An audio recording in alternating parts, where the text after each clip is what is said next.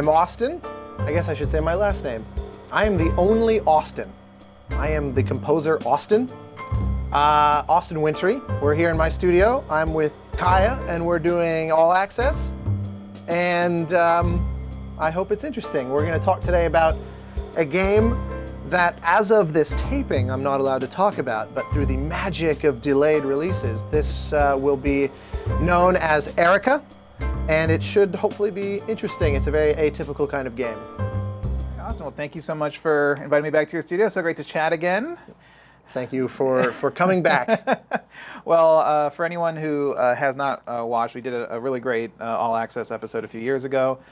We delved into a lot of things then, so if you haven't seen that, definitely check that out. But just to kind of refresh our memory of your, what I always like to call your kind of origin story and your kind of path to becoming a composer, can you tell us, kind of go back to those early memories you had? And what was that kind of first spark you had of when music started really making an impact in your life? And then kind of when did you decide to take this as a career path? So for me, it was a very unusual thing because I had no music at all until suddenly it was what I wanted to do. Mm-hmm. I didn't listen to albums. I didn't have a favorite band. I didn't listen to classical music. I definitely didn't know anything about soundtrack albums, although I was obsessed with Star Wars, which has clearly not changed much. Right. My coffee mug, and it's not lost on me, the hat I'm wearing. But so I had like the LP of the original, A New Hope soundtrack, but I couldn't have told you the name John Williams. I just knew it as Star Wars music. It was an extension of my love of Star Wars. It wasn't anything to do with a love of music in its own right.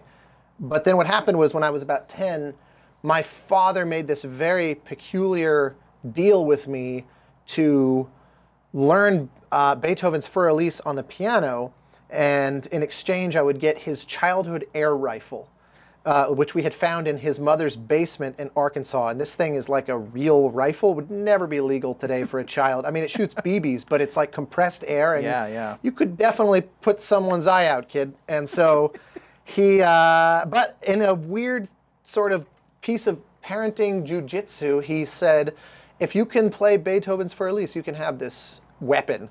And I had never touched a piano. I mean, I had started to, I was big into movies, I was big into video games and things like that, and I had started to kind of poke at the piano and realize that I could sound out, the melodies on the piano. I didn't know any composer names or anything. Again, It was still just like, this is the theme that was to the same with me. Indiana I was like, Jones. I like these musics, Yeah, exactly. And in my mind, it's like they're on set and the camera's rolling and the music's just somehow embedding onto the film while they're shooting. Right. I had no conception of any of that, and so had to go get a piano teacher because I was like, well, this is clearly the deal we got to make. I actually, funny enough, recently got out of storage and it's just in my closet here. I can show you the air rifle. Oh my God. I have it here. That's amazing. And this thing is like 60 years old. And so I got it. I got a piano teacher to help me in this quest, and we, slogged our way through it. And I very quickly, did whatever it took to learn this piece. And so I didn't go into sheet music. I didn't go into theory. I didn't go into even basic piano technique like scales and all the, exercises. I just said, play Für Elise, and I will imitate you until I can do it. And so 2 or 3 lessons later, I could do it. Because I had no idea what I was doing. It was just muscle memory, right? Yeah. So but I get the thing. But that was the moment where it was like, actually, this is, like, I get the air rifle, it's all well and good, but then it's like I keep looking back over at the piano and going, huh. So go to this piano teacher and said, I actually would love to keep, because he was like, this was the weirdest thing he'd ever had as a piano student. Like, he just said, I don't know what's going on here. And so after those few weeks, he said, do you want to keep learning? And I said, actually, yeah, this is really cool, but I have no idea. Then he asked, what do you want to learn? Because he was a great teacher. He was not one of those types that said, this is how you learn piano. Yeah. You're going to play these scales. You must learn this piece, then that piece. He was, he's this jazz cat. He had been a ghostwriter on like Barnaby Jones and the Streets of San Francisco back then. And he's like the Alf Clausen type composer. He's like jazz soul, he could write for 8-piece or 18-piece big band, like nobody's business. Yeah. And but he, he was a gigging pianist, so he can play every pop song from every era. You walk up, throw $1 in the hat, and say, "Let me hear Sinatra this or Katy Perry that," and everything in between, and he'll nail it. And so he was like, "I'll teach you whatever you want to learn. It's all the same to me." Yeah. But he was a composer, and so I said, "I don't know what to learn." So he shows up the next week with a stack of Jerry Goldsmith LPs and said, "Well, let me play my favorite stuff." Although, funny enough, deep cut trivia, his favorite composer of all time was Leith Stevens, who is most well known for The Wild Ones, a Marlon Brando. Is Marlon Brando? What's that motorcycle? Sons of Anarchy. It's almost like a movie. Yeah. It's like a '50s movie of that. But there was also the War of the Worlds. And Destination Moon, and a few of these sort of cult sci-fi films of that era that he did. Very random piece of, I was like, Leith Stevens. It took me forever to even find any of this guy's music. Sadly, It's mostly long gone. But he was quite the Jerry Goldsmith fanatic, and bringing me those LPs, particularly Patton and A Patch of Blue. Yeah. I just instantly went from never having thought about that to thinking, I can't believe that this is how someone makes a living. Jerry was alive then and still writing scores. So I very quickly was like, well, what is he doing now? And it was like, well, at any given moment, there was a movie in theaters. This was the early 90s. So Jerry had like 40 movies a year at those days. And it was just instant conversion. And everything from that point forward became, how do I do this? Right. How do I learn everything I can about this? How do I, start consuming? I became an early adopter of Lucas Kendall's Film Score Monthly, and it became like my Bible when it would show up. And in parallel to that, I was also subscribing to Electronic Gaming Monthly and the Star Wars Insider magazine, and so it was just a general sort of sponge for nerdiness and pop culture and science, Scientific American, that kind of stuff. I was all going into the pot, but absolutely. So yeah. So once you fell in love with the craft. I just wrote an article that's going to be in the new Score magazine. It's focused on mentorship and having a mentor and guiding kind of young people into this field. I've interviewed a lot of young composers who are working with big name composers, and I know you pursued an education in music, and you're very big with Education Through Music, the organization. Yep, definitely. And you're very kind of a champion for that. So I want to talk about kind of who are your kind of mentors growing up, and how did they kind of guide you into what you have as a career now? Yeah, I've been lucky. I've had a handful of really amazing teachers. That piano teacher I mentioned, he was so supportive, and I didn't really, he never stopped being my piano teacher, even though my piano lessons were very focused on the idea of how to use this tool to compose. Right. So I'm a garbage pianist as a result, but it's not his fault. It's just that I was not interested in putting in the hours necessary to develop the technique. But he was instrumental. And then in high school, my high school orchestra teacher, I started to notice on all the soundtrack albums that I was voraciously collecting that quite a few of them said composed and conducted by. And that intrigued me. I didn't know much about that. And so first week of freshman year in high school, I'm 14 or whatever, I went marching into the student orchestra and said to the teacher, I want to learn to conduct and I want to write music for the orchestra. And to their credit is a guy named Dan Levitt. He basically just gave me the keys and said, have at it. So for 4 years, almost every day, I had the chance to conduct my high school orchestra and put sheet music in front of them and hear it back. And this was long before I ever started exploring the idea of mock-ups or electronics in any fashion. I initially would write by hand, and then he would let me use the teacher's lounge to Xerox the parts in order to put them out in front of the orchestra, and that's how I first learned. So I was insanely lucky, because it's not like I was growing up in an era before notation software or before mock-ups in Logic and Digital Performer and all that. Those programs existed. I just was oblivious to them.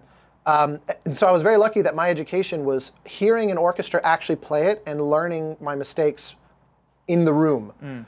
It's a terrifying way to learn because when 30 of your classmates and high school kids are not exactly known to be the most charitable, when they see you making a mistake, you never forget it. Yeah. So I was able to get this wonderful and very deeply embedded education, and I owe that teacher Dan Levitt was so giving of the orchestra's time. And then I also in parallel had a music theory teacher that was very encouraging, and he taught the choir, and he also let me write for the choir, and he's like this legend where we had this nationally acclaimed choral program in this high school. It's a public high school, but one of the top ranked choral choirs every year for like 30 years, and mostly because of this guy. And so it was basically like having a professional choir sing your stuff for you. It was crazy. Very, very lucky. That's amazing. And then, when I went off to school, I eventually wound up at USC and crossed paths with Chris Young, and he's usually the one that I kind of point to as, of all the composers in the business, he's the closest I've ever had to a mentor. I very briefly, I didn't really work for him, but he was scoring Spider-Man 3 when I was there. And so it was kind of all hands on deck. He needed everybody who was willing to participate. And so I did kind of almost like an internship very briefly with him, but he was one of those where he was like, let's go to lunch and then you just tell me how I can help. And that's the kind of conversations that he would have. What do you need? Do you need money? Do you need advice? Do you need directions somewhere? Do you need an introduction to somebody? That's just, so it's not mentorship in the sense of like, I was going there for 6 months and watching him work or something like that. But it was more like, how can I support your ambition because I want you to be successful? And what I love is that I was not unique in that treatment. He's like that to hundreds of composers. He's one of the kindest people, ever. He's like pathologically obsessed with helping the young. I see him at signings, and he's giving out his phone number to young composers who just met him. It's just the act of charity and the act of, it's amazing. Yeah, and he's done that from the beginning. I remember we honored him at ETMLA a few years ago, and I filmed the interviews with the composers. I thought, for the video we show at the gala, it would be cool to go to a bunch of composers who were his students and have since become successful. So went to Marco's place, went to Chris Speck's place, talked to Debbie Lurie and Gerard Marino and a handful of folks. And I remember Chris Beck, saying that, on the first day of class, Chris put his phone number up on the chalkboard, and he was like this A-list composer, and everybody was going, that's his number? And he's like, please don't hesitate to call. And this is Chris talking, so this was 10 or 15 years before my time, and Chris was, much earlier in his career. He was not a kid. His career had begun in the 80s, but still, that early on to just be like, help, I'm here. It's amazing. That's absolutely. And of course, you've gone to, your career has grown. You really started off scoring shorts and kind of into features, and then I think gazillions of indie films that no one's ever seen. So you've amassed such a kind of your craft kind of early on.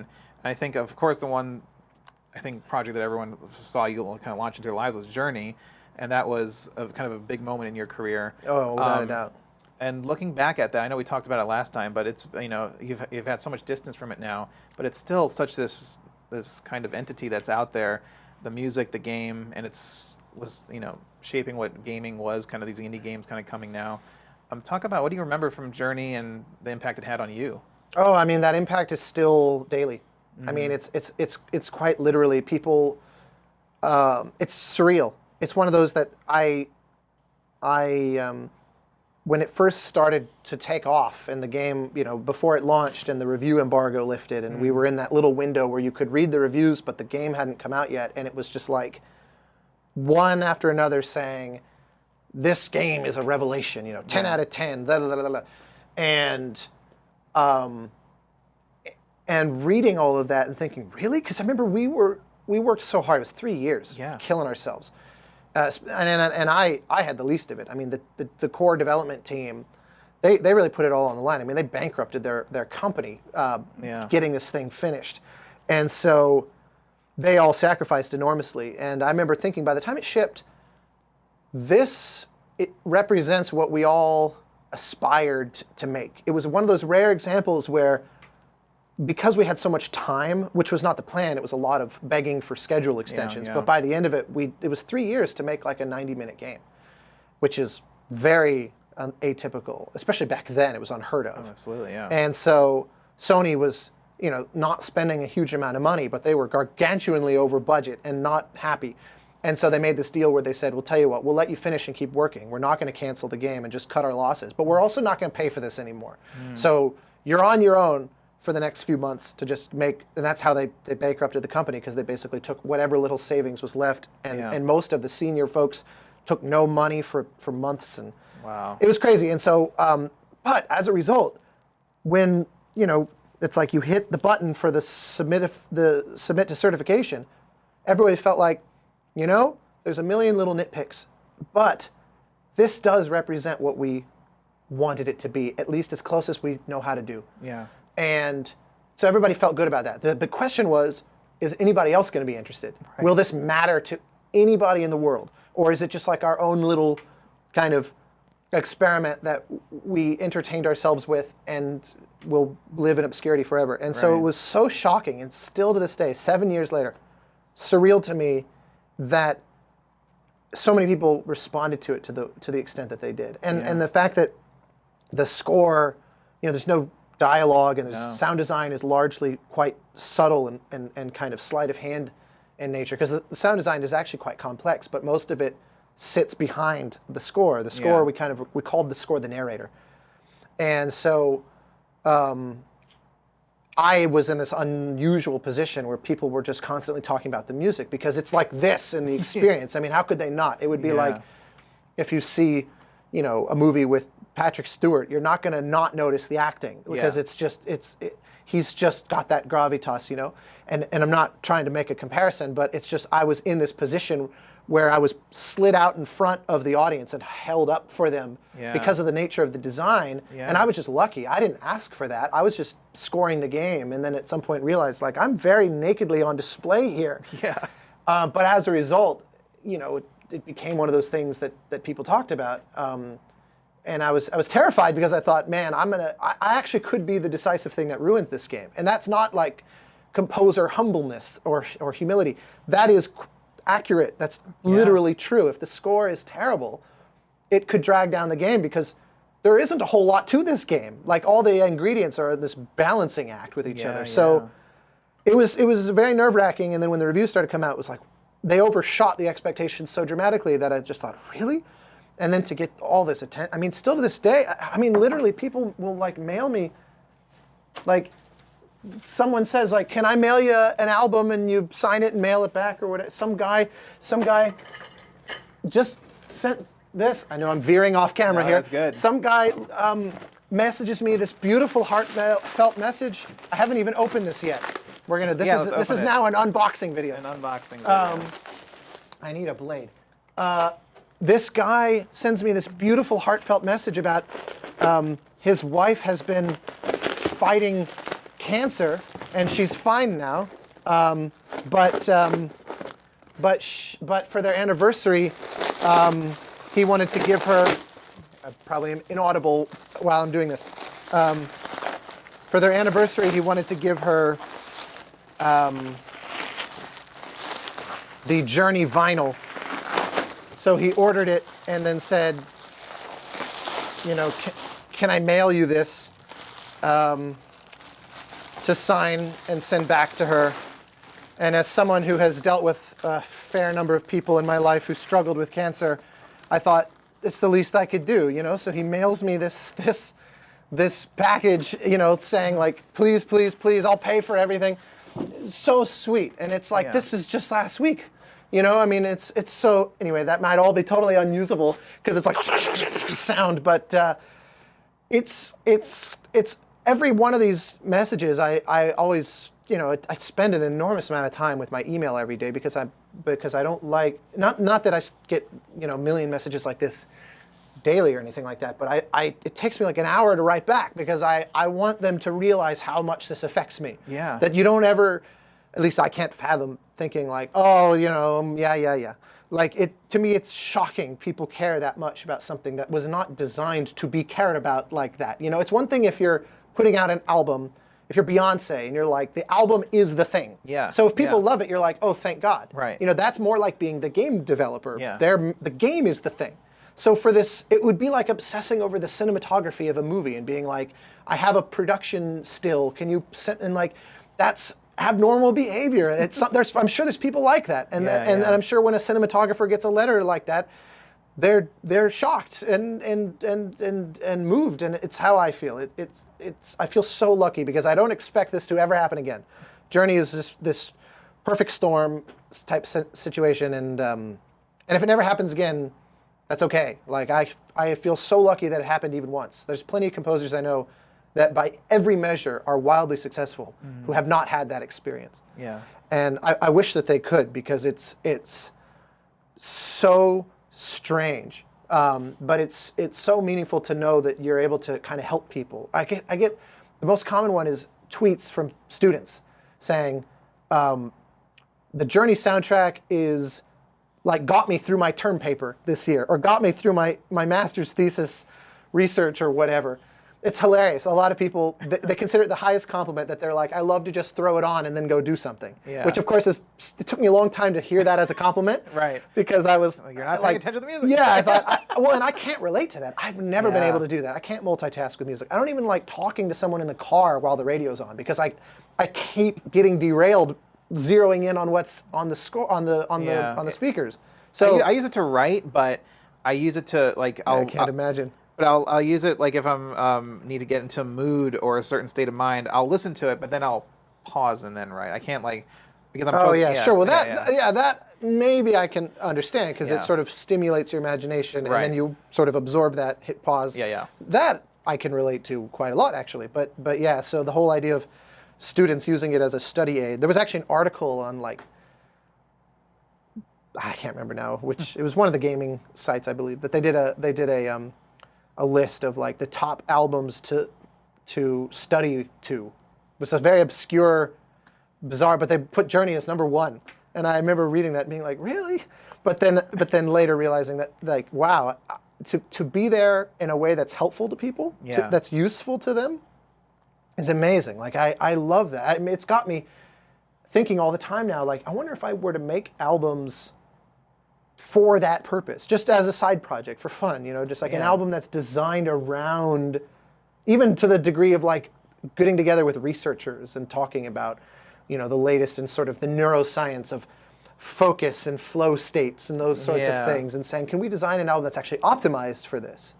But that's an amazing point, because, I mean, I was even contemplating, even just as a film music media thing, like a side thing of like having themed playlists, almost like Right. driving playlist or workout playlist or relaxing after work playlist. The workout or playlist is going to be all like Brian Tyler, Hans Zimmer, and- Stevie yeah, Blonsky. Yeah, exactly. You just need Transformers, The Rock, and like Iron Man 3, and you're good. But like something like that, where I know Max Richter had his big sleep thing, Right. where It's like a whole experience. It's like a whole day. Exactly, and I mean, I love that idea of like creating an album like this is great for studying, or this is great for de-stressing, or something like that. It's in a way that's where the Western classical tradition began, because music was initially liturgical. It was all about in service of biblical texts. The music was not there to be this thing in and of itself. It was a way to deepen the like parish and their ability to relate to these texts. If you hear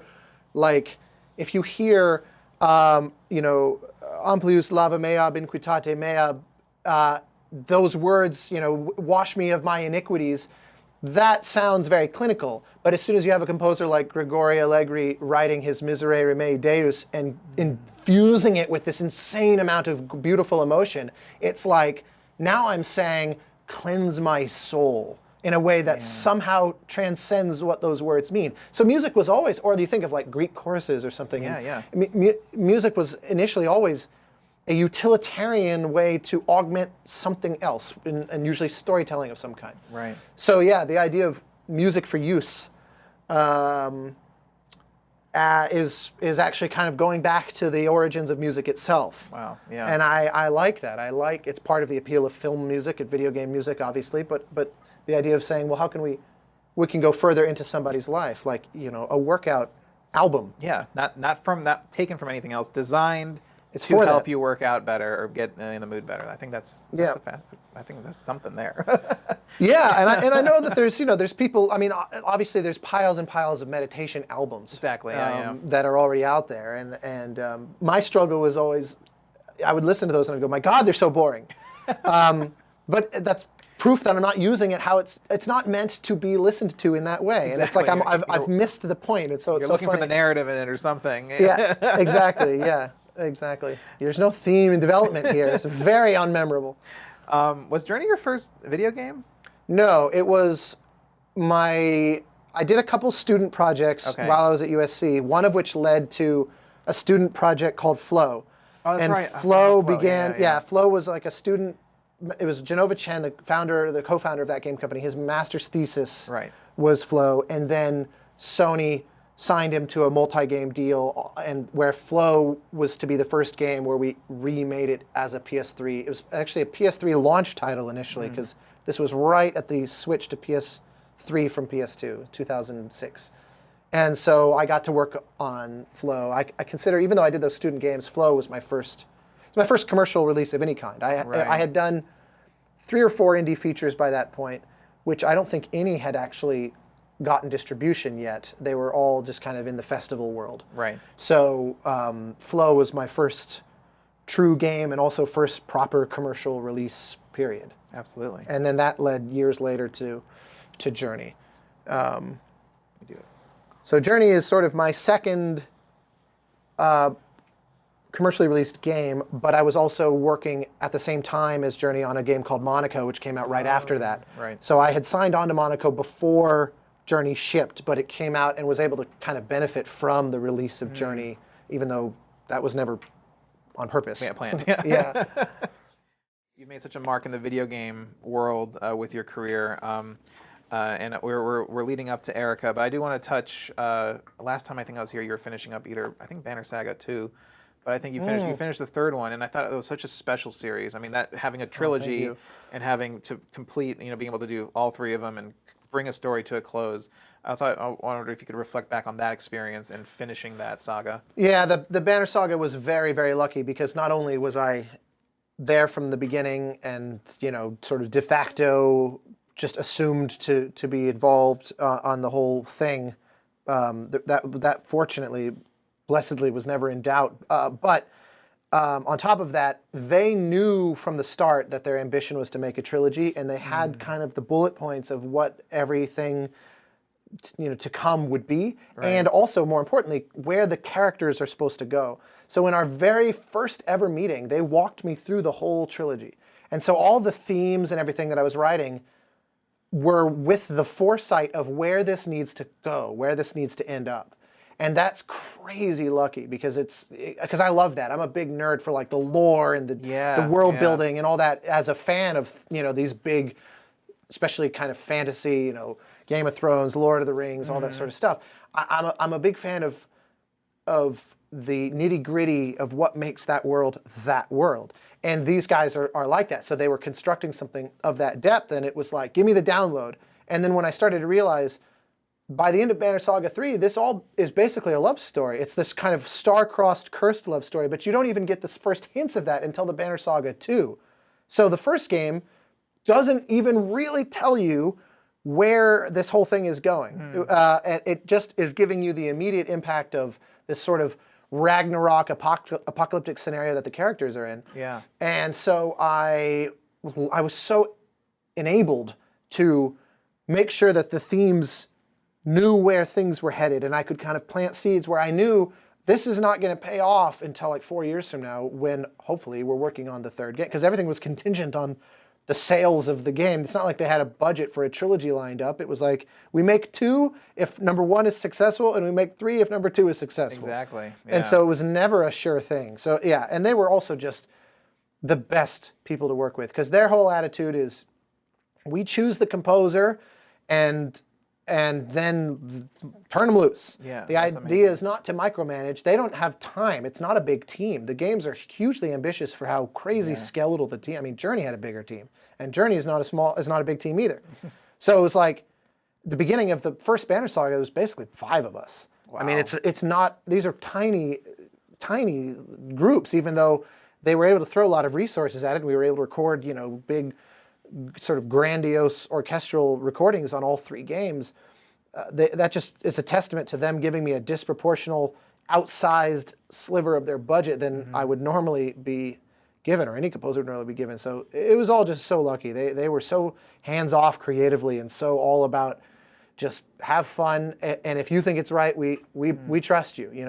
And I can't honestly recall getting any particular feedback or notes on any cue in all 3 games. I really have no, because I would beat up the music myself. Yeah. By the time it came out of my sort of grist mill of trial and error and lots of finessing, and because I would play the game a ton. That was the thing. They would say, like, let's just get the music in the game, and then we'll play together, and then whatever feedback you absorb from feeling it in context, go off and implement that, and we trust you. Wow. So I played a ton. The first game, well over 200 hours before it shipped, because they were pushing the build through Steam, so I could actually see the literal number, and it was over 200 hours. Wow. And so I did a huge amount of rewriting, but it wasn't notes. It was like, oh, I can do this better because I understand the game a little bit better now because I just played it for another 10 hours. Exactly. Yeah. So yeah, it was a dream,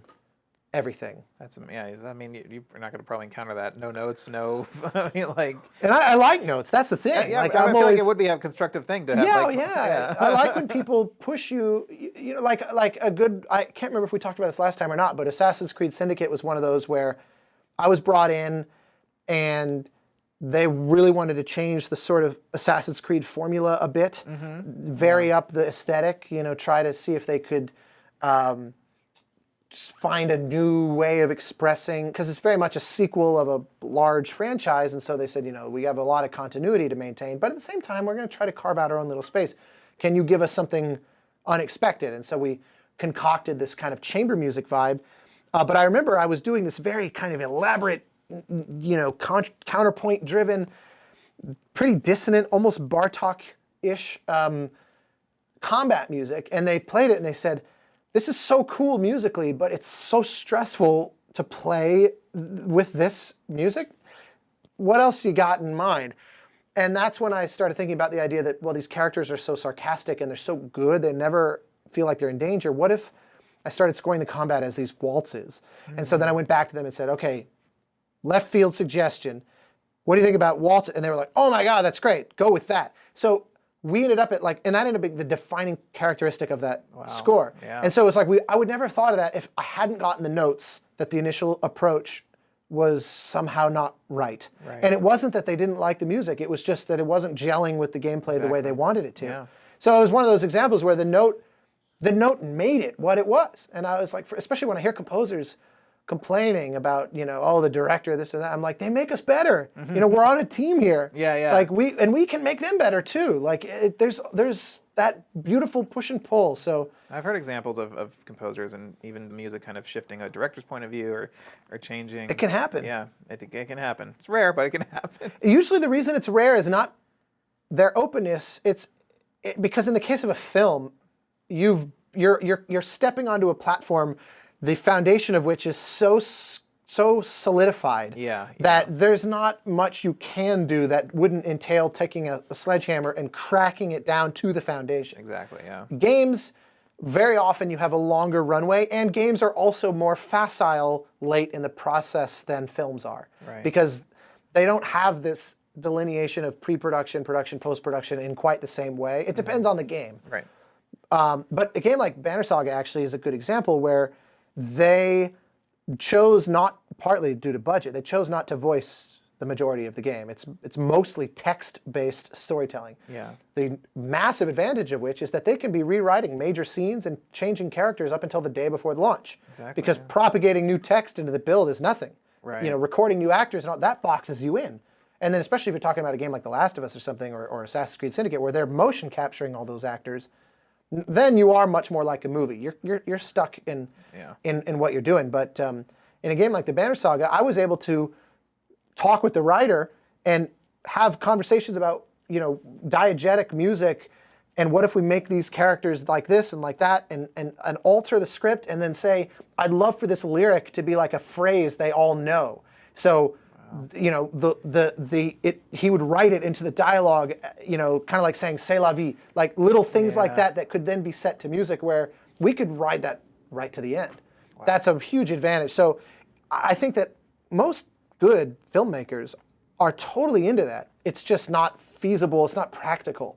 And obviously there's nothing you can do about that. Yeah, absolutely.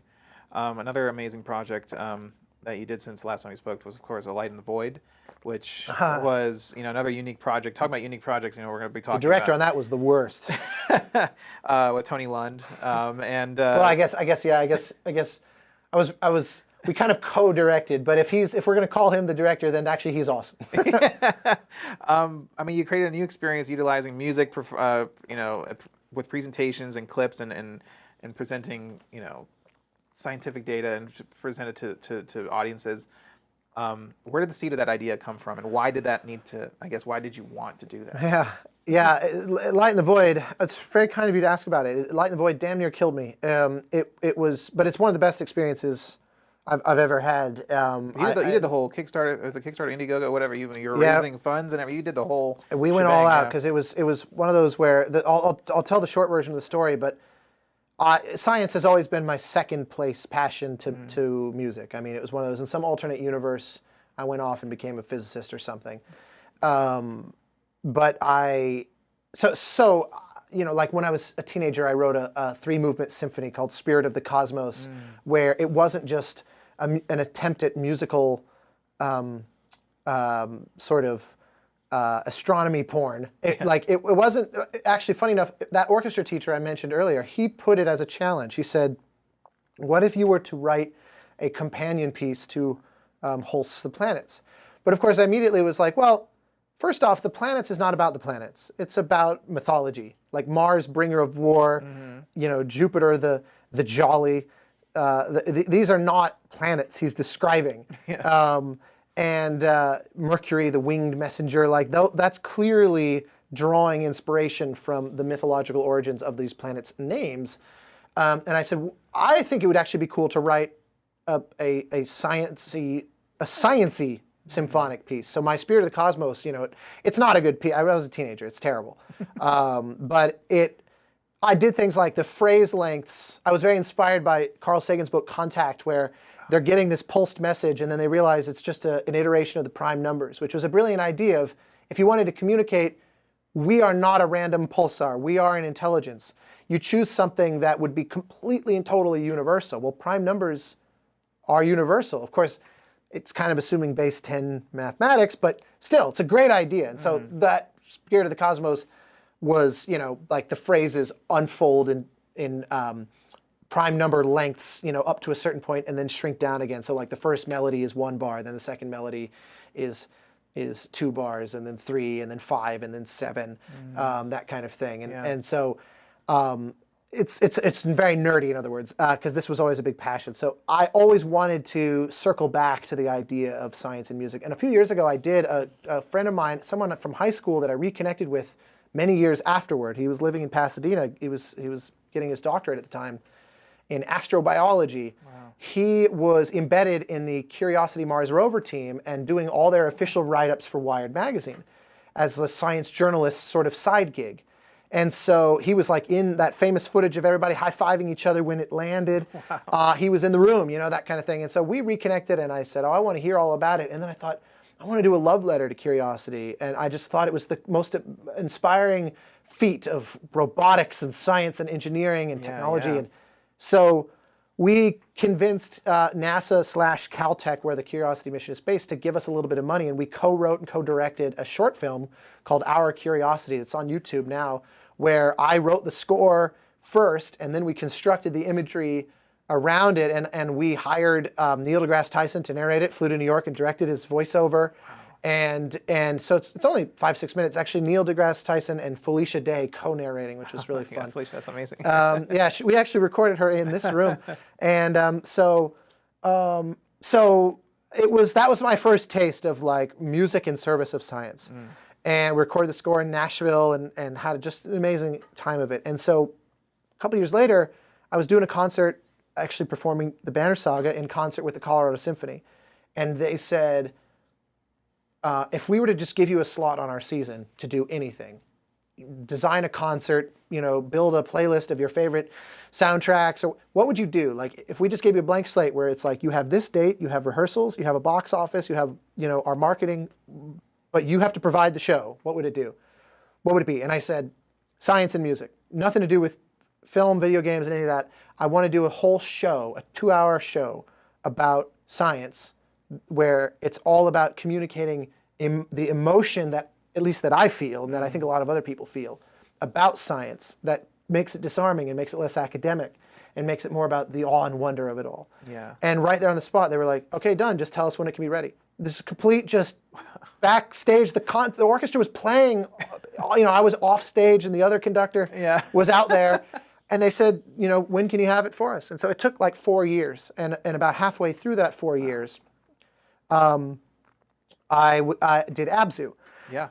Or it came out. Abzu had begun much earlier, but it shipped, and I did a little radio interview. And a friend of mine, who I hadn't seen in years, hears me on the radio and texts me and goes, hey, I just heard you talking about that new game. We should catch up. Well, this is Tony Lund, and he was like this Emmy-nominated writer-director of Through the Wormhole with Morgan Freeman. Oh, okay. Which he had tried to get me on as the composer for, and it was the first time I ever lost to Hans. First and one of the only times that's ever happened. Because I remember him emailing me going, well, I have a new career milestone for you. Because this was 10 years ago, Right, yeah. It was actually very like, holy shit, this is a real show. I didn't realize how big it would become. Yeah. So I said, it suddenly clicked why it was taking me so long to make this show, is I needed a partner. And he got like a minor in physics and a major at USC in filmmaking. Wow. So he's the perfect person for shows like Through the Wormhole, but he's a big musical theater nut, he's a soundtrack nerd, he's all the things that would be a dream partner. Right. And so it was like, can you get together tonight for dinner? After his little just random text, I heard you on the radio. So it was like, sure. So he comes over, the restaurant right on the other side of this wall, and I said, I have this idea, but it's raw clay. Let me just vomit all of it out to you. And so he sat there and just listened while I went on for about the same amount of time. It was like 2 hours. And I showed him the Curiosity rover thing, and he just was like, okay, now I'm gonna go and digest, and I'll call you whenever I'm ready to call you back. And then like 2 days later, maybe he calls me and says, can you come over? I go over. He pours me some scotch, puts the bottle on the table, and then like dramatically reveals this white erase board where he had mapped out this whole re-envisioning of the idea. Wow. And there was no title for it yet. We didn't know what to call it. But he was like, this needs to be a narrative. Don't just make it, it shouldn't just be a science review or, like a variety hour of music and science. He's like, this needs to follow a through line. And so we then began this conversation. I remember I left at like 4 a.m. Bottle made it all the way to the bottom, and but we were firing on all cylinders.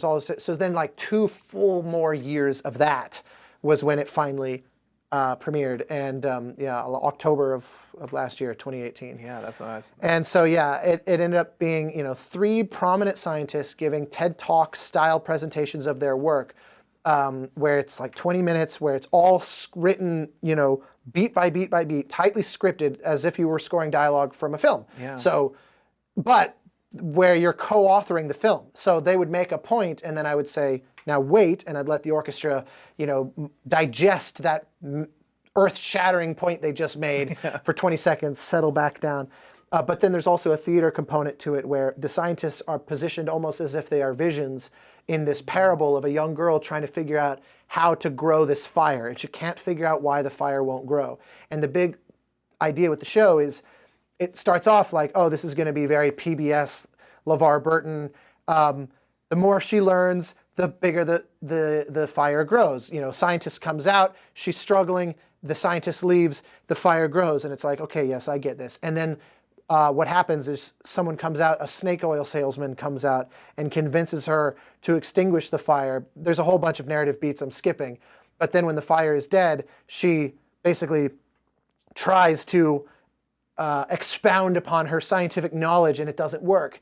And then finally, the last scientist, Carolyn Porco from the Cassini mission, comes out, and the big epiphany for our actress Hannah Hayes from The Last of Us is that it's never knowledge that makes the thing grow. It's the lack of knowledge. And the little tagline of the show becomes, the three most beautiful words anybody has ever said are, I don't know. That's what science is actually all about. That it's not a, look at all this cool shit we learned. It's a call to adventure to go learn that cool shit. Exactly. That's what the show is supposed to take you away from.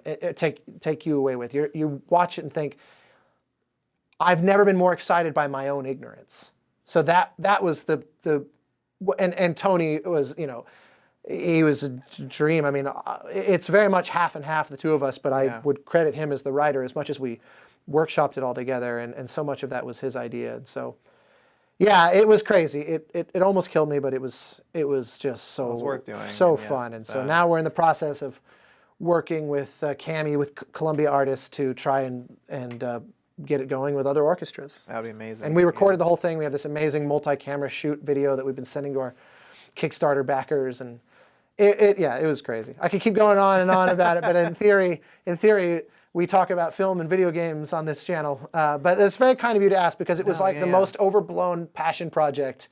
We hemorrhaged everything. Tony and I both basically emptied our life savings into producing it as crazily as we could. Just bunch of big orchestra, crazy lasers and fog machines, and flying in scientists from all over the world, and these are not trivial scientists. Like, we had Maria Spirapoulou, who was one of the lead experiment designers of the Large Hadron Collider. Like, one of the major breakthroughs in physics of the last 20 years was the confirmation of the Higgs boson particle, which is basically how matter has mass. It's related to like why matter is. Exactly, and she was on that team. Wow. Like, and her friends are people like Elon Musk and the Nolans and stuff, and she's just at the absolute pinnacle of the scientific community. And so she was one of the three.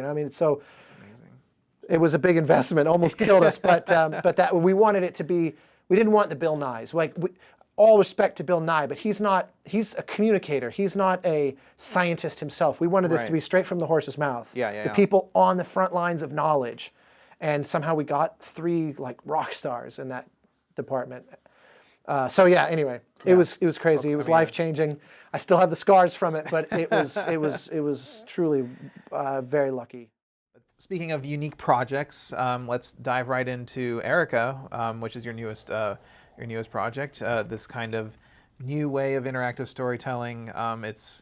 It's Would you describe this as a game? Would you describe this as a film? How would you describe this? Definitely a game. And it doesn't hurt my conviction that it's coming out initially on PlayStation. But conceptually, it's also a game. Like, you could put Bandersnatch on PlayStation if you wanted, but I would still call that an interactive film. Which is the Black Mirror. Black Mirror's, sort of token experiment along these lines. Ironically, we had begun on Erica like 4 years ago. Yeah. And so when that came out, it was like, well, this is probably going to help us because it's going to plant that seed with people. Yeah. But there was also this initial like, ooh, I hope that didn't steal our thunder. I know that very much both of those emotions were felt. In the end, I think it will serve us because it's very different. But they both have a similar, I think, philosophical aim. Well, actually, I don't know. I can't speak for the Black Mirror team, but I know that part of the idea with Erica was hopefully, gamers will find it interesting. But it's also in the same way that Journey was about evangelizing to non-gamers and trying to offer them an experience that might let them appreciate the artistry of games that games like Call of Duty or Assassin's Creed were intimidating them, and therefore precluding some of that appreciation of the artistry. Journey was trying to be like this olive branch to non-gamers to say, really, there's a lot here. There's a lot to games. That's an amazing place to come play. This has a similar mindset. Like, there's a lot of people, everybody watches movies. It's not a matter of if, it's just how many. Are you a movie buff that watches 10 a week? Or are you someone who it's like an annual thing you do, on Christmas, but you don't care? Right. But there's almost no one alive that's just, nope, refuse. Yeah. But there's still plenty, in fact, the majority of people who are like that about games, either because they feel intimidated by them, they think that they're somehow a waste of time, or trivial, or brain rotting, or literally like evil, ruining society, causing violence. Yeah.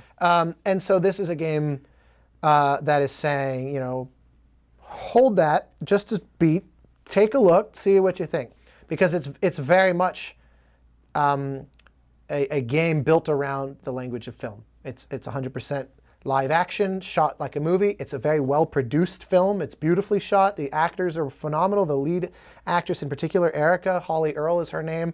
She just kills it. Amazing piece of casting. And so we'll see how it goes down. But I can tell you that, funny enough, you mentioned it as a new form of storytelling. Ironically, it's actually not. The FMV genre, the full motion video genre, was tried in the 90s and then rightfully abandoned because they were the worst games. But my hypothesis as to why they were is because you basically were combining game designers who didn't understand filmmaking with filmmakers who didn't understand games. So you got this. There's always been that disconnect, I feel like. Oh, very few. It's why there's so few good video game adaptations. Exactly, yeah. All those are horrible, and it's mostly because the filmmakers, they're not really aware of what made the game good or compelling to people. And part of the problem is usually what made it compelling to people is in the interaction. So you couldn't ever make a movie out of it. Exactly. It's a non-starter. Now there's plenty of games that I think would be a potential exception to this, and let's hope Jordan Vogt Roberts gets to make his Metal Gear Solid movie. Oh my God, yeah. Because he is a true gamer. Yeah, he knows. And and so if anybody can do it, I think he can. He really understands film and games in equal measure. He may even understand games more than film. And if King Kong is any, or Kings of Summer are any testimonies, he obviously knows how to make a good film. Yeah. And so, but he, nonetheless, I've hung out with him, and his knowledge of games and his depth of understanding of games and his curiosity about them and passion for them is immense. So Erica's coming from a lot of the similar headspace. Like, how do we communicate a passion for games in the language of film and vice versa? And I think they did an amazing job. I play the game and I'm like, this is not a badly made film, and this is definitely a game. Like, and those two things have never coexisted, as far as I'm concerned. So I mean, talk about the. So yeah, it is a kind of, you're watching this play out through live action, but it is an interactive game. You're choosing dialogue options. You're choosing paths the character can take. It's I guess not. I don't want to compare it to anything. Maybe if any of us played Heavy Rain or something like that, it's kind of similar in that sense, but kind of. Yeah, Heavy Rain's actually a good comparison because Heavy Rain is a game that doesn't rely on the gamey tropes of like extra lives and high scores and how good at aiming are you, and like it is much more filmic, which of course for a lot of people was a complaint about it. They're like, there's not really a game here. I think Erica won't suffer that because, I mean, first off, the interactions are highly meaningful. That you make really major choices that totally alter the trajectory of the game and the story and the character and all that. But also, I think we're more forgiving because we're looking at actual filmed actors. Yeah. And so we tend to view it through the lens of a film as opposed to a game, even though mechanically it might be quite similar to something like Heavy Rain. I think that will go in its favor. Yeah. In a way that it shows an unfair criticism of Heavy Rain if that's the only difference. Right. But unfair or not, I do think that hopefully that will tilt the scales favorably for Erica. We'll see. Absolutely. I mean, talk about, I guess, where do you even start structuring your score? I mean, did you have to wait for them to film everything and show you every little path? Like, I'm just like picturing like the story, like the chalkboard of like all the different paths. It was like, it wasn't even a chalkboard because it looked like in A Beautiful Mind when he has all the articles and the yarn connecting. That's quite literally what their production office looked like. I got to visit the set while they were shooting.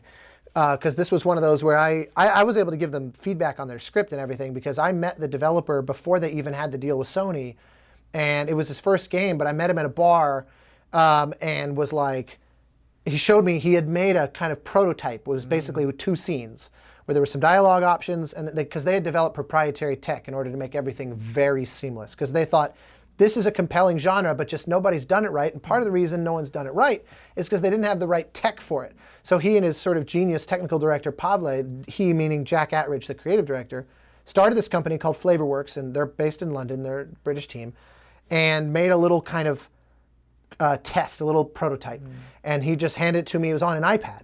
And that was always part of the initial conceit was I want you to feel like you're reaching in and touching the world, the footage itself. It's very tactile. Like when you play it on PlayStation, you mainly are using the, where'd my controller go? DualShock. It's no, that's the thing. The PS3. Where the hell? Oh, I think it's in the other room. It has a little touchpad on it. Oh yeah. And you use that as that's all you use in the game. I mean, you probably can use the sticks. It never even occurred to me to try because it was always. And the main thing is they use what's called PlayLink, which is Sony's app that you can download that lets you use your phone in connection with. Because some games have use for your phone. Obviously, a lot of games, it's like Just Dance or something where it wants the accelerometer to know if you're properly getting your John Travolta on. But in this case, you can use it because the whole idea is you're supposed to actually, you touch the door, you touch the painting, you touch the line that you want her to say, that kind of thing. And so, in any case, to the question of how it got started, they showed me this. I was completely blown away. I was like, you've cracked the code. This is amazing. I had never even thought about full motion video games and since I was like a teenager and like everybody else had ridden it off. Right. And so it was like, how do I become involved in this? And so we began just starting to, do the traditional route of like, well, why don't we craft a theme to try to anchor this? And what I also really wanted was to be able to write music to their initial storyboards of how the scenes would work, just because I thought this is going to probably get really complicated. I want to have as much time as possible to iterate on this and try to get it right.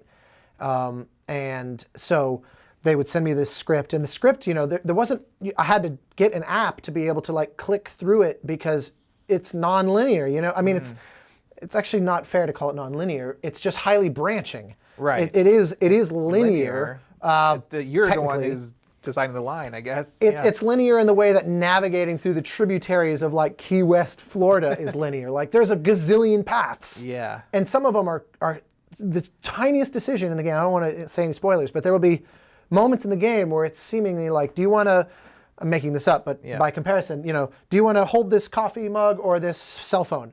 And it's like you have no idea, as in life, how massively divergent the story will become in those moments based on something that minor. Wow. And so as a composer, of course, the only way to really figure out how to score this is to play through it. And I had their, their script and their flow charts. But even then, they didn't have a good, one of the challenges of it was there was no tech for representing those flow charts, and no one had made like an actual like Excel flow chart of this and this and this. So the only way for me to really truly know everything was to play through it, because part of it was just their team was small enough that they were all so busy. There was no one there to be kind of my liaison to help with that. Yeah. So I mean, even up to like a week before the scoring sessions, I'm playing through and I discover something I didn't know was there, and I'm like, oh my God, I need another. There's like a whole other 2 minutes of music that I got to figure out, because I realized if I do this and then I do that, and then if I had earlier done this one thing, now there's a whole scene that plays that I would never have even known about and I didn't know about till today.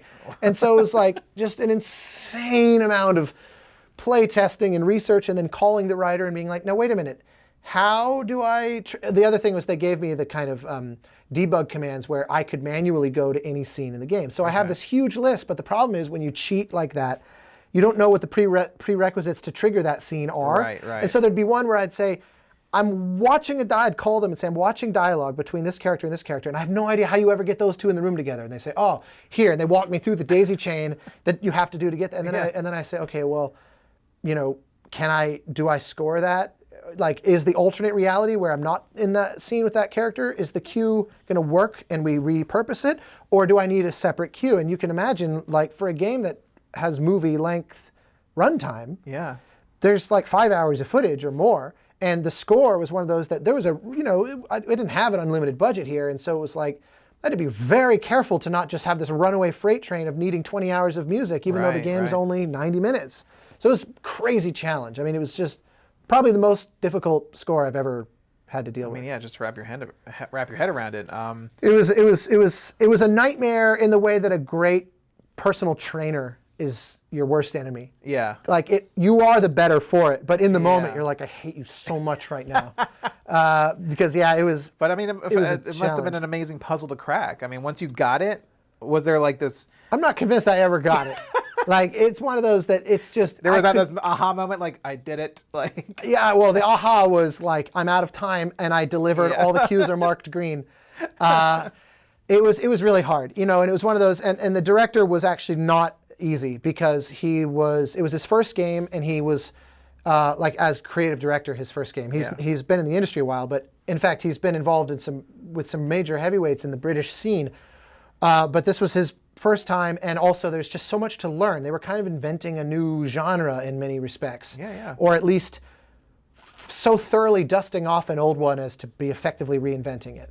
And so they had enough challenges of their own, and figuring out just the right tone. And it was one of those, in contrast to stories like the Banner Saga and Journey that I was talking about earlier. I did insane amounts of rewriting on this, and some of it was me saying I can do this better. Some of it was, the scene would get updated, and then now I saw a fresh cut, and I realized like, oh, I did it wrong before, but I couldn't have known otherwise. But now it just doesn't work anymore. yeah. But then also Jack, he was not trivially demanding, and in good ways, defensible ways, but a challenge for sure. And I love the guy. We're already talking about the thing that's coming next. So there's I would do anything for him. But my God, I probably wrote 30 themes before we landed on what is now the main theme. And I'm glad, because I feel where we ended up was strong. But it was always like this impossible list of it needs to communicate, an innocence and a fragility, but a darkness and a lightness, and it was like trying to thread that needle and really nail it, and explore. His main thing was he just always wanted to make sure there was no stone left unturned. Yeah. It wasn't that he didn't know what he wanted. It just was like, okay, that's cool. Can it be better? There probably is a better one. It was like, oh, okay, yeah, fine. You know what? You're right. So at the time I was kind of miserable. But I owe him my gratitude now, and I've told him all this to his face. Like, this was not easy, but I would do it all again. That's amazing. Well, I would love to see maybe an example of how you structured let's do it. this, and maybe we can fire up the computer and see if you can. Yeah, it's fallen asleep. That's how we know I'm rambling a lot. It's like I think the timer on this is 6 hours, and so let's do it. Let's wake it up. Yeah, cool. So here's the theme we ended up with. As always. Simple is the goal, right? Simple, but not simplistic. Like if your theme is, that's not exactly profound. It is simple, but it's perhaps simplistic. So the goal is always to make something that can capture the spirit of what you're after, in as little as possible. So Right. this is where we kind of ended up.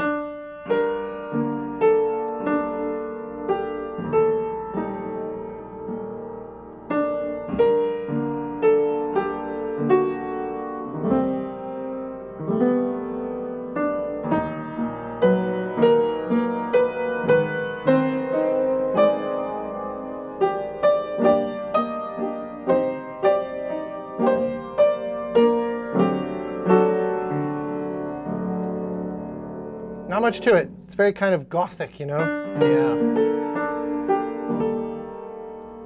Because then you can get very,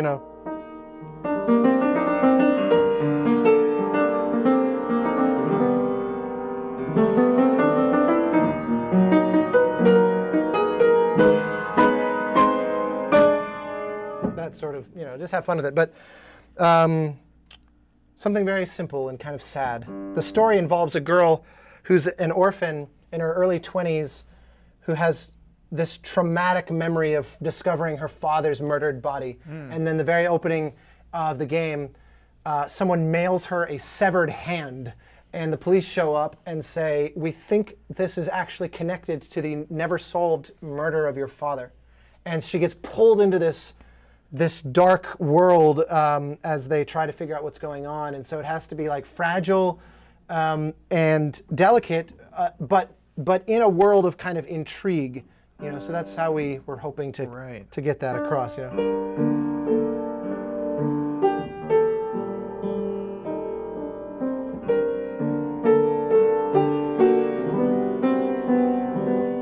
So, with that said, I will now pivot and show you how that actually manifested, Yeah. and we'll see. All right, let's go over to the computer. So here, I will play the theme, and I can kind of, well, what do you think? What would you prefer? Do you want me to just play and then dissect, or kind of like give a few little pre-play dissections and then play it down? Or none of those options? I mean, so we heard it on the piano. Would it be, I guess we just kind of refresh it maybe now here in this setting. I don't know. What do you think would be the best way to present it? I think, well, why don't I walk through the elements? Okay. I mean, I'll leave it up to you. Whatever you think is the best way to present it. So we heard you kind of play it in its organic form right on the piano. Yep. Very simple. You know, it's kind of slightly waltzy. And so, as I can never seem to resist, the score is built in many respects around Tina Guo cello solos. How can it not? But yeah, that's kind of, at this point, I don't really know how to write a score without her. But so I can isolate here, and you can hear the theme at first presented, you know, that way.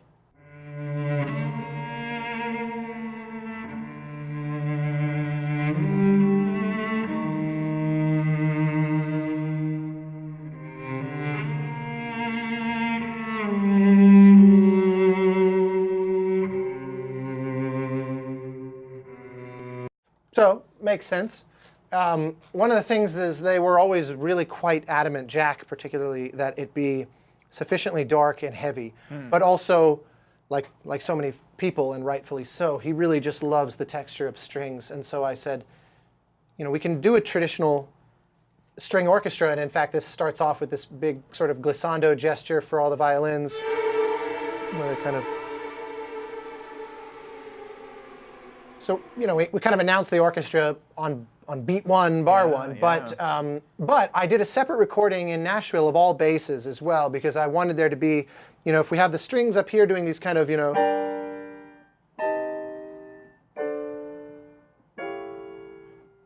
lush, again, like kind of Gothic harmonies.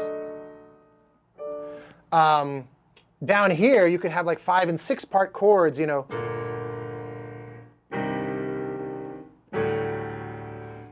In an ensemble of all basses. So that's sort of one of the first things you hear is this, all the pizzes of this bass group in Nashville. And then they start playing these chords below the cello.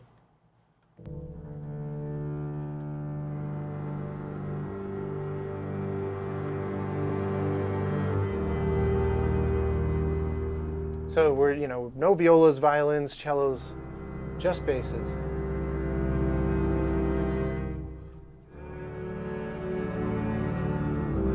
Which was really fun. That becomes a really important color all through the whole thing.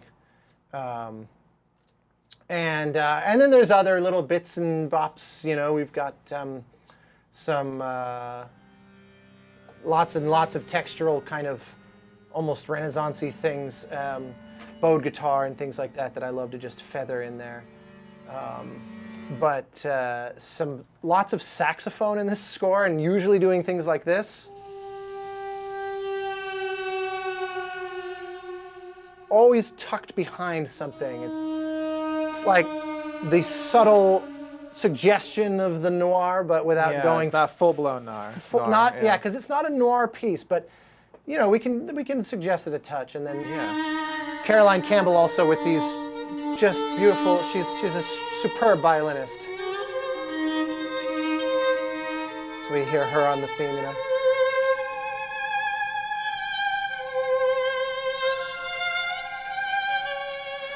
And that's where we also then finally have the strings come in.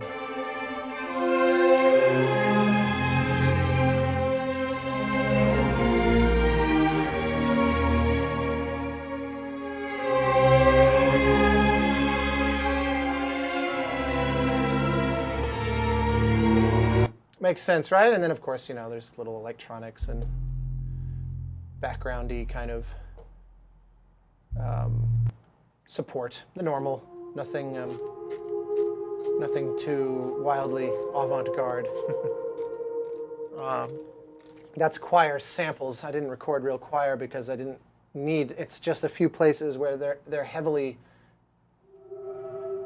affected, very kind of manipulated. So There's something about kind of sampled choirs that have its own, I don't know, its own thing. It becomes its own instrument. Yeah, it's its own instrument. It's not, not better or worse than a regular choir. It's like its own thing. It depends on what you want to do with it, but True. in this case, Yeah. because it was basically an extension of the electronic textures, and it's not that much in the score anyway, so it was Right. I couldn't really make the case for lobbying for a choir budget. It's not a choral score. It's just one of those little ingredients that kind of makes you think, oh, that sort of sounds like a choir, but it's never really in the front. So with those little glimpses, here's how it all plays out.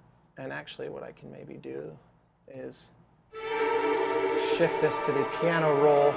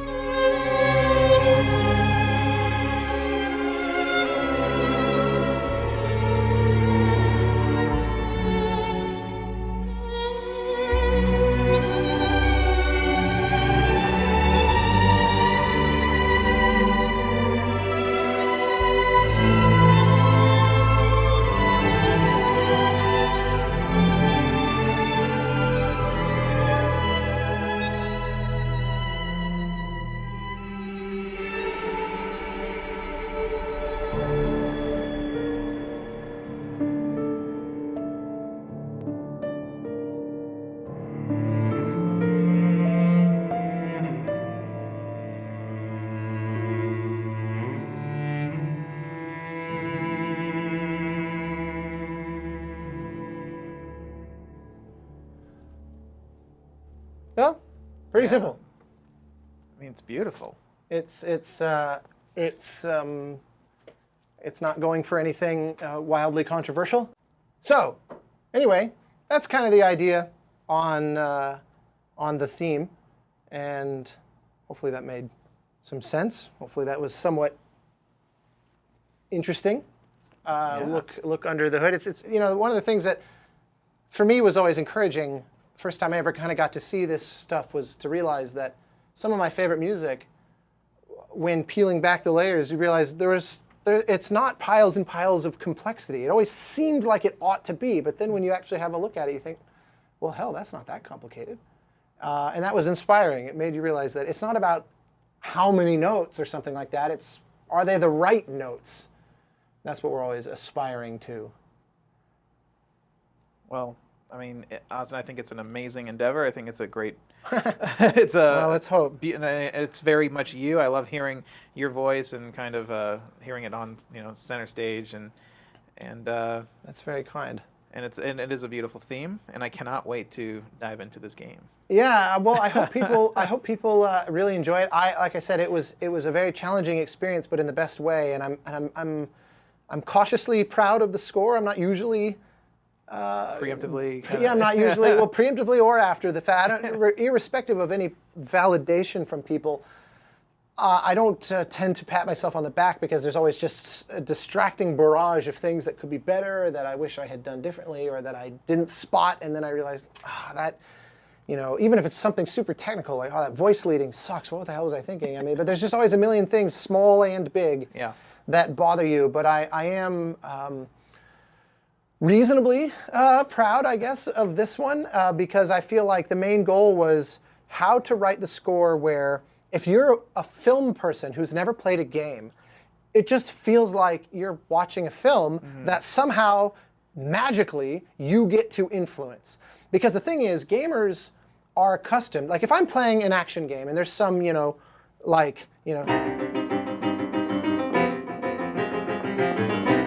whatever, there's like an action cue going on. It always feels like old-timey silent era when you're,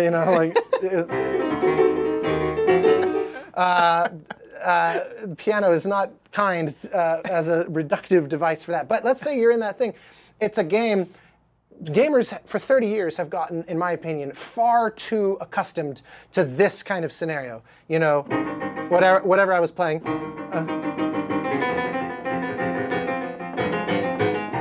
And then you win. Like, even then, I couldn't resist trying to make it slightly more musical because it's the problem is always like this awkward cutting in interjection, interrupting. Actually, would be more obvious if I made it such a more unrelated key. So we're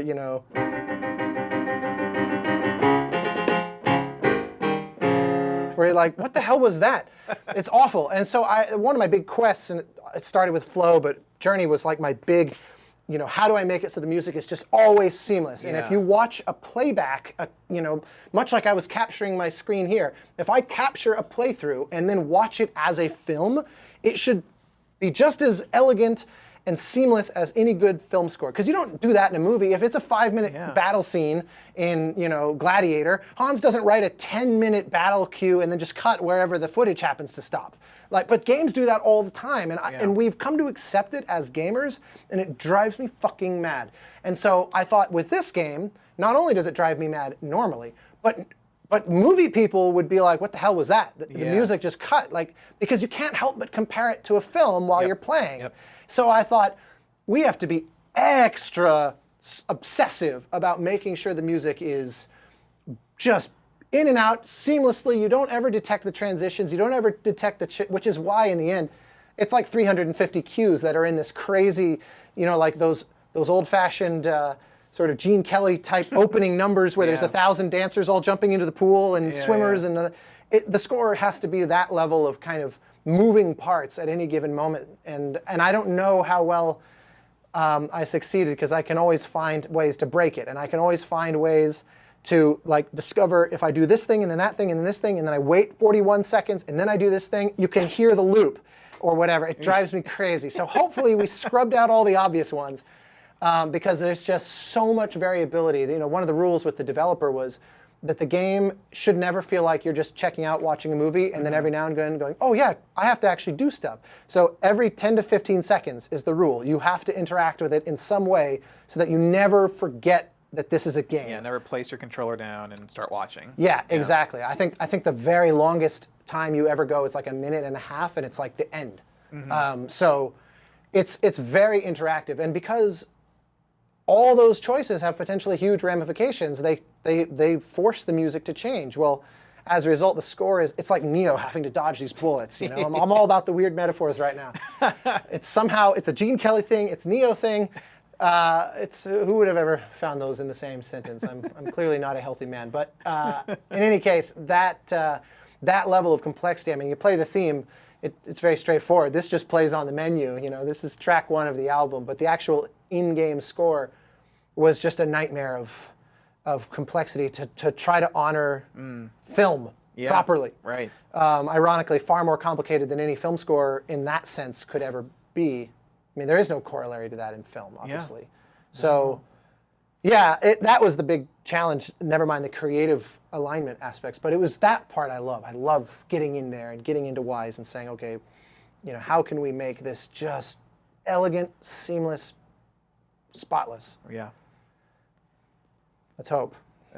I think you've done it. I don't. Well, you tell me. Okay. When you write your non-review, that's right. You can my non-reviews. Yes, you can tell me if I have so many fans broke. of my non-reviews. Yes. Yes, exactly. All I wanted was a review of this score on your site, as all this was one big giant ruse to try to get those stars. I'm basically an Uber driver, and but oh well. In another I life. have plenty of leftover stars that I haven't used yet, so I'll Yes, I love it. have a whole bag of them. That would be an interesting thing. You can use on Uber. They give you a lifetime number of stars. You have 1,000 stars. So rate carefully. Yeah. I think that's an interesting. Oh yeah, that'd be good. Interesting thought. Limited stars. I think I'm going to make a new company side venture. Well, I mean, Austin, thank you so much for your time this evening, for dissecting things with us, and it's always a pleasure. No, thank you. This is a fun way to spend a Sunday night. Absolutely. No, it's my pleasure. Truly a privilege to be, when one scrolls through the names and faces on your YouTube channel, it is a humbling thing to be amongst them, so thank you.